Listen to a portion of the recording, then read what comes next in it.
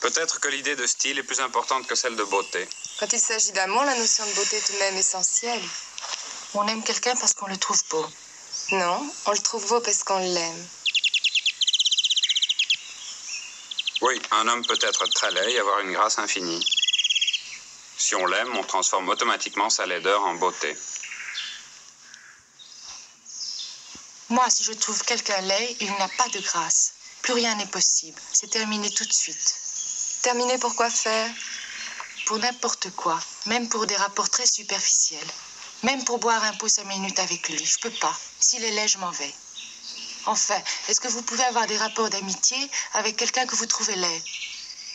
Mais la laideur et la beauté, ça n'intervient pas dans mon amitié. Si j'ai de l'amitié pour quelqu'un, je ne le vois ni beau ni laid. De l'amitié, on n'en a pas dans les 5 minutes. Il faut se revoir plusieurs fois, non? Comment vous faites pour voir plusieurs fois une personne que vous trouvez laide? Moi, je prends la fuite. C'est pas possible. Il n'est pas question de laideur.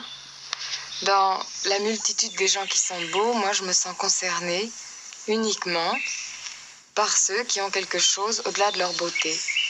Si je voyais quelqu'un d'une beauté absolue, ça m'ennuierait. Quand je dis beau, je ne parle pas de la beauté grecque. La beauté absolue, ça n'existe pas.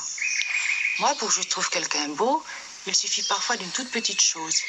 Quelque chose entre le nez et la bouche, ça pourrait suffire. Donc n'importe qui a une chance de te plaire. Non. Une chance au moins. Ah non, c'est ça le drame. Je trouve très peu de gens beaux. D'ailleurs, tu sais, ça me limite incroyablement dans mes relations parce que quand les gens me répugnent, je les revois plus. Or, comme beaucoup de gens me répugnent... Ça vous arrive jamais de changer d'opinion? Non. La première chose que je demande, par exemple, si on voit quelqu'un pour aller dîner, c'est pas qu'est-ce qu'il fait, c'est est-ce qu'il est beau. Et les gens laids sont irrémédiablement condamnés. Oui. Au four. Oui. Ils le méritent. La laideur, c'est une insulte pour les autres. On est responsable de son physique.